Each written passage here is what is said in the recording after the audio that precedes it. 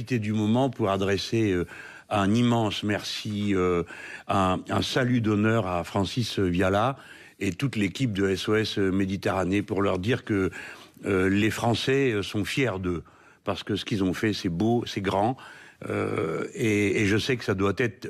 il me l'a raconté une fois, Viala. C'est terrible, quoi, de voir ça. Et j'ai la honte de penser qu'on a pu abandonner ces pauvres gens. Je me fiche du reste. Je vois que ça. Ces pauvres gens abandonnés en mer comme ça et ballottés entre 3 pays qui se disputent. Et pour finir, c'est les Espagnols qui les accueillent. Je signale que l'Assemblée de Corse avait fait la proposition de les accueillir, ce qui est à l'honneur de cette Assemblée et de ses dirigeants. Mais est-ce que vous comprenez l'attitude du gouvernement français dans cette affaire? Est-ce que vous comprenez l'indifférence, le cynisme, une politique qui se déclare et qui s'applique clairement? On ferme les murs. Le dossier de cet immense exil forcé qu'est l'immigration, parce qu'il ne faut jamais oublier ça, hein. C'est un exil forcé, les gens ne partent pas la fleur au fusil, tout contents de s'en aller. Hein. Il est complexe, et je veux bien en parler. Mais il y a un moment où la complexité s'arrête devant le devoir d'humanité. Ça veut dire que la France aurait dû accueillir le Premier ministre ou président, M. Mélenchon. On ne laisse pas périr en mer, on ne laisse pas des femmes, des enfants, des jeunes gens mourir. Non, on ne le fait pas. Et accueillir, les deux. Mais qu'est-ce que vous voulez faire d'autre? Je vous pose la question.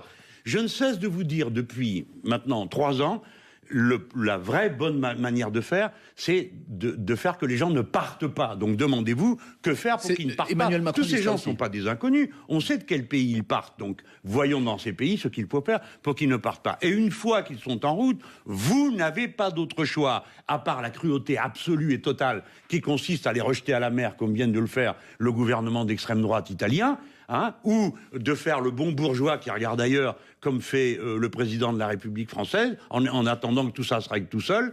Vous n'avez pas d'autre choix que de secourir les gens. On peut fonder une politique migratoire sur l'hospitalité? C'est une question que je vous pose parce que... Mais c'est pas la question du traitement des gens qui sont réfugiés en mer n'est pas une question migratoire. C'est une question d'humanité, c'est pas la même question. Si vous mélangez tout, ça va pas le faire. Si par exemple vous descendez tout à l'heure en sortant de la maison de la radio et vous avez quelqu'un qui titube et qui tombe et que vous vous dites d'abord je vais regarder si c'est un immigré ou sinon et comment je pourrais le savoir, et dans ce cas-là je l'aiderai parce que sinon ça va faire un appel d'air. Vous ne le ferez pas, Ali Badou, ni aucun d'entre vous ici. Mais... vous ferez comme tout le monde, vous précipiterez pour l'aider. Et ben voilà, quand quelqu'un est en mer et va se noyer parce qu'il s'est mis en route, et ben vous pensez à lui, à elle, à ses parents, à ces pauvres gens qui attendent transis d'angoisse de savoir ce que sont devenus leurs gosses, leurs petits enfants.